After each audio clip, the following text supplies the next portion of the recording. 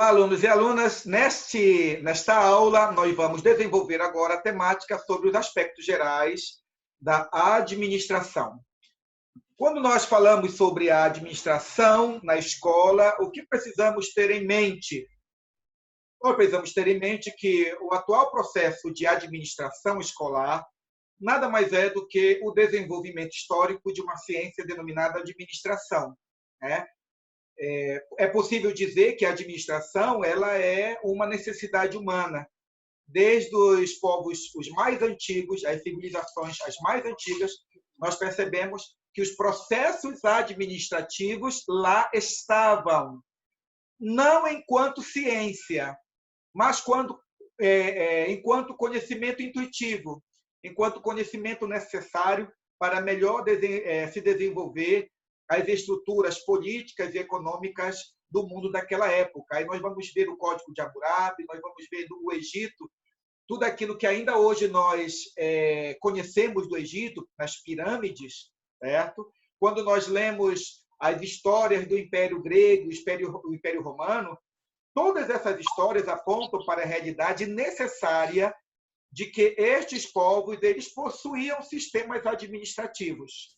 Entretanto, eles não tinham o conhecimento da administração como nós temos hoje, visto que a administração, que hoje faz parte do nosso fazer e do nosso refletir, é um campo do conhecimento, é uma ciência que desenvolveu-se e possui compêndios e compêndios de livros e de teorias e de conceitos, né?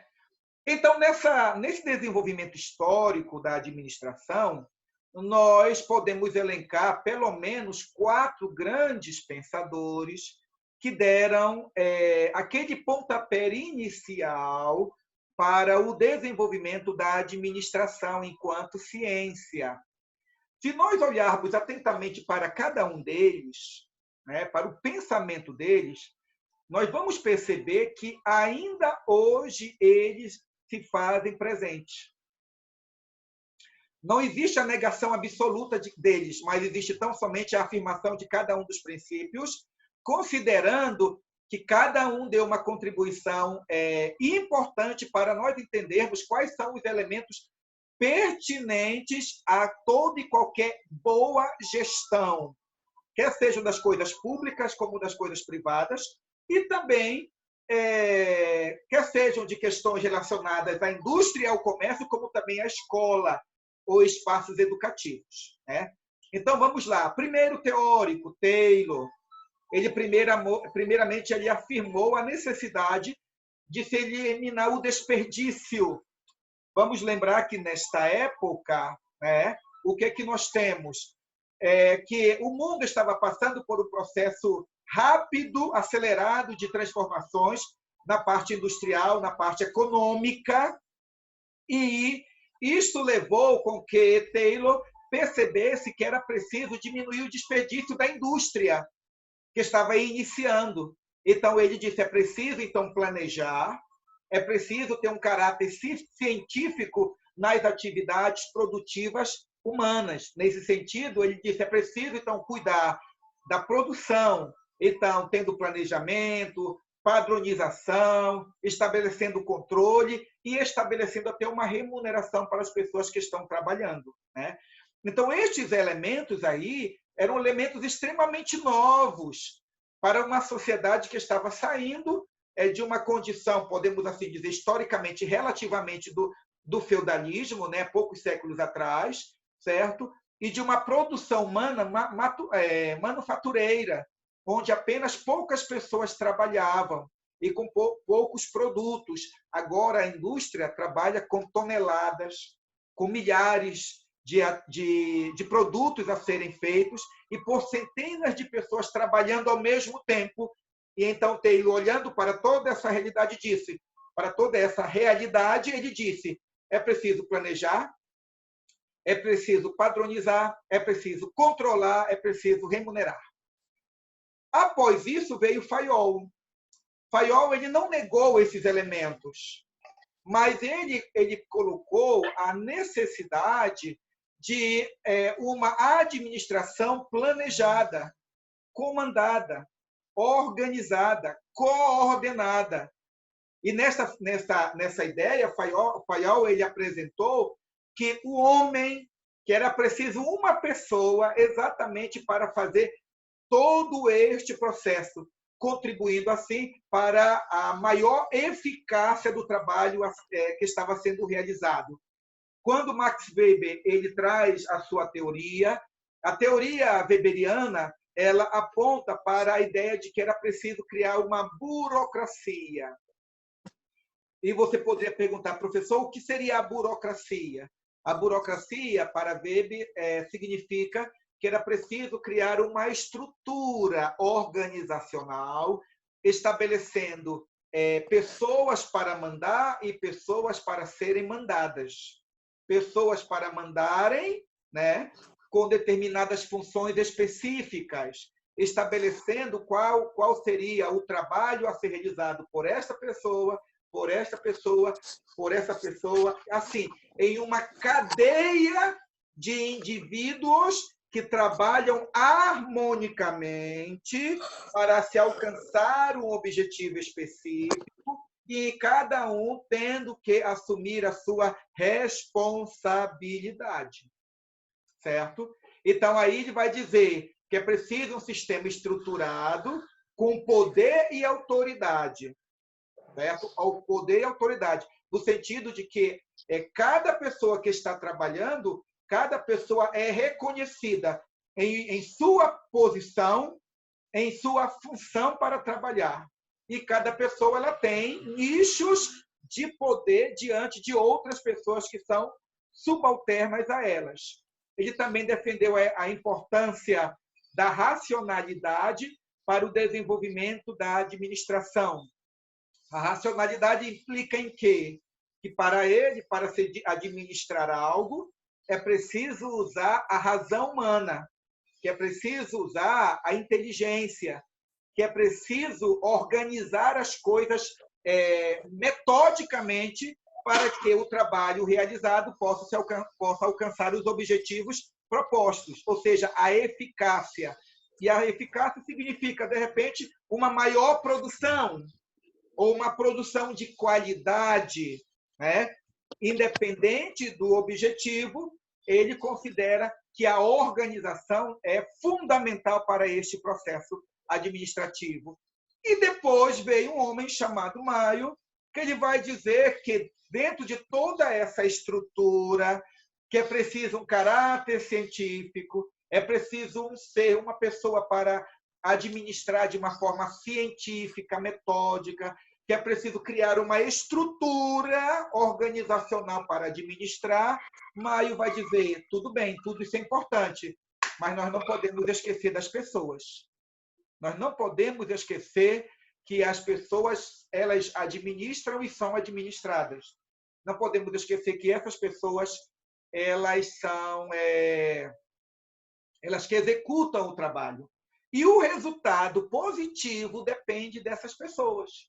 Então, é preciso humanizar o trabalho, porque pessoas satisfeitas, pessoas que se realizam no trabalho que executam, têm a probabilidade de fazer esse trabalho com maior propriedade, com maior dedicação, produzindo, então, uma atividade de maior qualidade, né?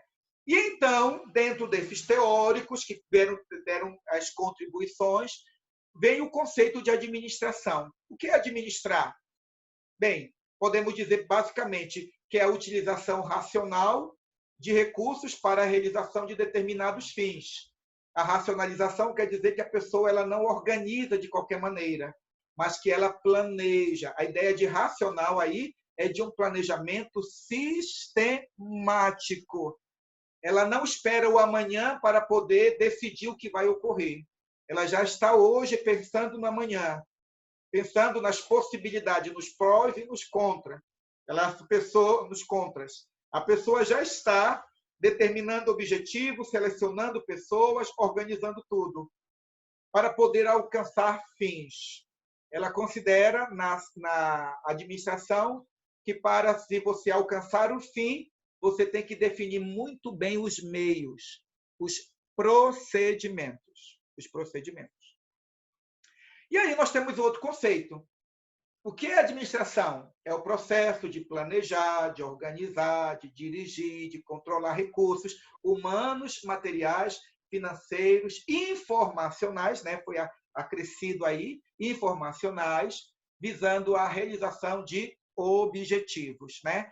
Se vocês olharem as duas conceituações, na verdade, elas caminham para a mesma ideia, né? Visto que a utilização racional ela implica exatamente nesse controle humano, material, financeiro, informacional, para se alcançar os objetivos propostos, certo? Muito bem. A partir daí, o que foi que nós vimos? Nós vimos que existe uma intercomunicação entre a administração, enquanto conhecimento geral, e a gestão ou administração escolar ou educacional. E observem, primeiro a administração de uma forma geral, e depois os pedagogos, os gestores escolares, né, perceberam que era possível beber na fonte teórica da administração geral e aplicar os princípios gerenciais, os princípios administrativos, certo? Os princípios administrativos na escola. Certo? Então, se hoje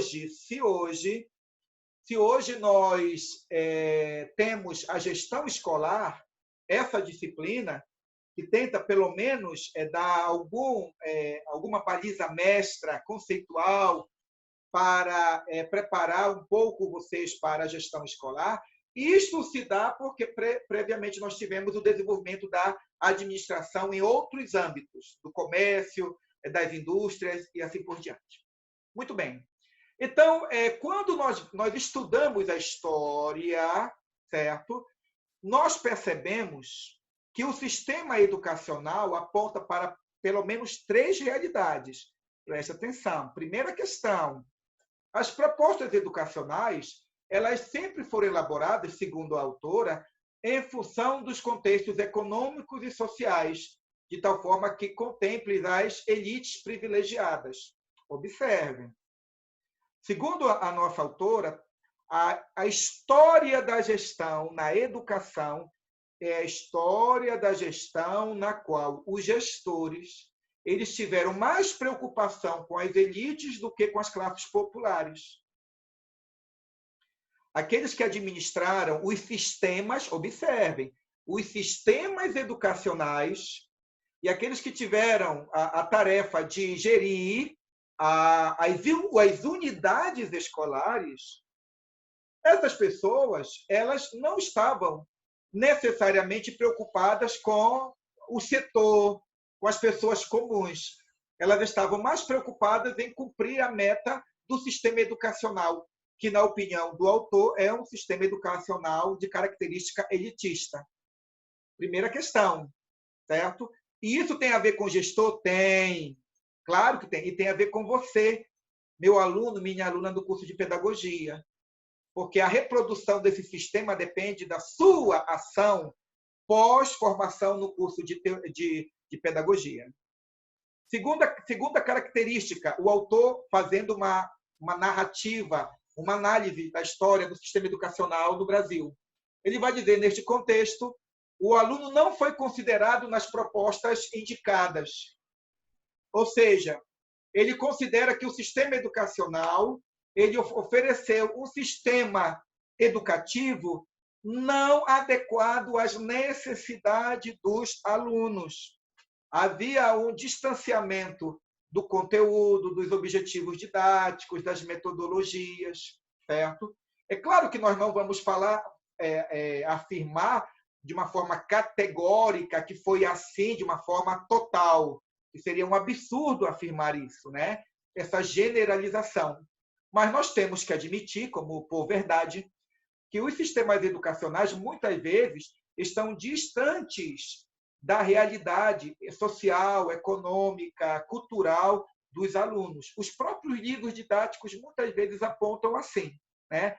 Os próprios conteúdos e a forma como os conteúdos são apresentados, muitas vezes, não sempre, mas muitas vezes destoam dessa realidade do aluno.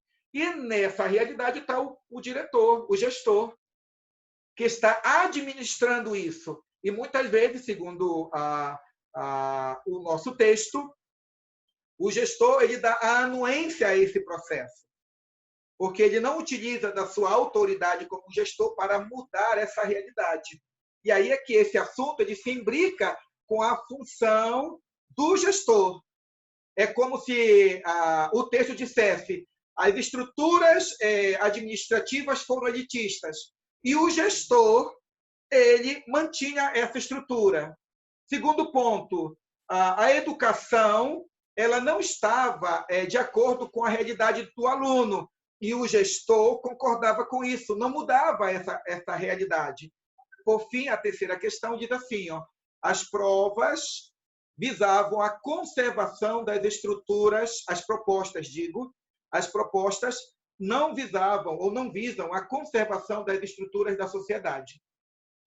Ou seja, segundo o nosso texto, há uma afirmação de que a escola ela é aparelho ideológico do Estado e, como aparelho ideológico do Estado, a escola ela é construída, ela é estruturada e o gestor contribui para isto. Então, ela é estruturada para que a sociedade que está aí ela permaneça na mesma estrutura, para que não haja ascensão social para as classes subalternas, o pobre não tenha a oportunidade de ascender a outros estrados da vida social. Essa é a análise que o nosso texto apresenta. E, a partir daí, ocorre uma demanda, ocorre um desafio para o gestor. Qual é o desafio? É quebrar esse círculo vicioso, ou quebrar esse triângulo, né? Malévolo, né? Mal, certo? Que torna o sistema educacional simplesmente um sistema de reprodução da estrutura social injusta que nós encontramos na sociedade. Neste sentido, o gestor ele tem uma função ética, uma função moral, ele tem uma função técnica de tornar a unidade na qual ele trabalha, ou ele tornar o sistema educacional, se ele faz parte da estrutura do sistema, um sistema mais justo, mais igualitário, que oportunize ao aluno, à sociedade, né, à comunidade, utilizar-se da educação oferecida, ofertada pela unidade escolar, como meio de ascensão social, de melhoria da qualidade de vida. E aí nós colocamos duas colunas que diferenciam o que é uma empresa e o que é uma escola. E aí, para que seja quebrado esse círculo vicioso, esse triângulo vicioso que impossibilita as classes populares ascenderem socialmente, o texto nos mostra que nós precisamos fazer uma diferença entre o que é empresa e o que é uma escola. E aí ele vai dizer que a empresa está preocupada com o mercado, trabalha pelo marketing, e os processos de avaliação é uma relação de venda de um produto.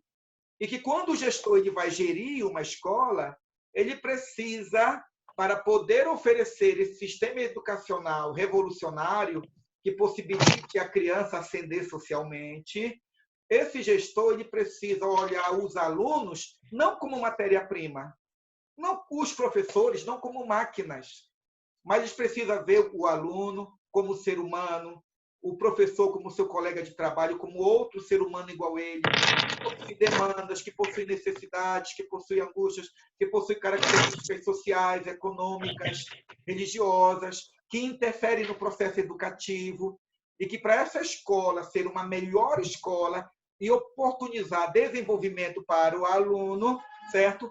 Esse gestor, ele precisa administrar de uma forma humanística, tornando a avaliação menos complexa e oportunizando ou estimulando também a relação professor e aluno da melhor maneira possível. Né? E aí, tendo afirmado isso, que é preciso fazer essa distinção entre o que é administrar uma escola e o que é administrar uma empresa, o texto nos apresenta que existem alguns aspectos comuns em qualquer gestão. Você pode gerir uma empresa, você pode gerir uma faculdade, você pode gerir um CMEI, você pode gerir uma taberna, a sua taberna ao lado da sua casa, e que existem elementos, conceitos fundantes, basilares, que são necessários a qualquer gestão. E a primeira questão que ele coloca aí é a colocação de problemas, no qual o gestor ele vai dividir tarefas, ele vai primeiramente identificar o que tem que ser gerido, o que tem que ser administrado, o que tem que ser resolvido. A partir daí, ele vai dividir tarefas maiores, menores, ele vai agrupar pessoas de acordo com as suas habilidades, competências e conhecimentos, para que essas pessoas possam dar o melhor de si e da melhor maneira para resolver situações. Esse gestor também ele vai dividir esses grupos de acordo com a execução da tarefa em grupos maiores e menores, e ele vai distribuir autoridades sobre os grupos. Porque esses grupos eles vão gerir outros espaços ou outros problemas. E esse gestor ele precisa delegar autoridade sobre os outros para que o processo como todo, que está subdividido, possa ter um caminho, possa ter uma direção. A outra questão também que ele coloca, que é um aspecto comum a qualquer administração, é a integração multilateral. E essa integração tem a ver com a integração externa e interna. No que toca ao professor, ou o gestor, ou a escola, a integração interna diz respeito ao trabalho do gestor de organizar, de criar reuniões, de problematizar situações ao redor de um diálogo entre ele, a coordenação, professores, aqueles que trabalham na secretaria, as meninas que trabalham também fazendo o lanche das crianças. É preciso que quem trabalha dentro da escola se veja como partícipe de um projeto educativo. Por igual modo, é preciso também uma integração externa, ou seja, o gestor ele tem que olhar para a comunidade escolar e tem que perceber que na comunidade escolar, no vizinho, naquele que é dono de uma empresa, certo? Em outros espaços, né? O padre, o pastor, ou qualquer outra estrutura da comunidade, elas podem ser evocadas, elas podem ser convidadas a participarem da administração, da gestão da escola. Na medida em que o gestor ele integra a comunidade interna e a comunidade externa, então ele vai ter o aporte humano, ele vai ter o amparo das relações humanas e também das próprias possibilidades de trabalho que a comunidade pode lhe dar para melhor desenvolver a sua gestão na escola. E aí tem outra questão, é o processo administrativo. E dentro desse processo administrativo, o professor, digo gestor, ele tem que organizar a sua instituição, estabelecendo parâmetros de execução de tarefas. Ele deve definir as pessoas e grupos que vão fazer os trabalhos. Ele deve planejar, ele deve ser a ponta de lança do projeto político-pedagógico, ele deve estar diariamente conversando com o coordenador pedagógico, no sentido de que eles devem estar conversando sobre outros planejamentos para além do PPP. Ele tem que ter controle.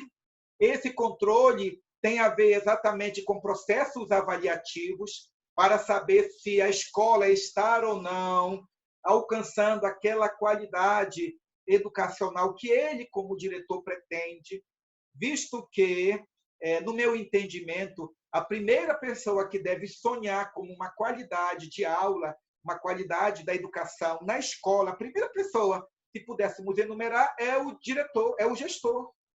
É claro que os professores também sonham com uma aula de qualidade, com uma educação de qualidade, mas pela função que ele exerce, o trabalho que ele deve realizar, é esse professor, é esse gestor que deve, primeiramente, estabelecer esses padrões elevados.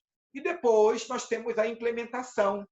É quando o gestor ele seleciona métodos, é quando ele obtém uma melhor compreensão da realidade na qual ele trabalha, e a partir daí ele vai executar, né, todo o planejamento, aquilo que foi idealizado para que os objetivos propostos, que no caso um deles seria a oferta de uma melhor educação para as crianças, possa ser realizado, né?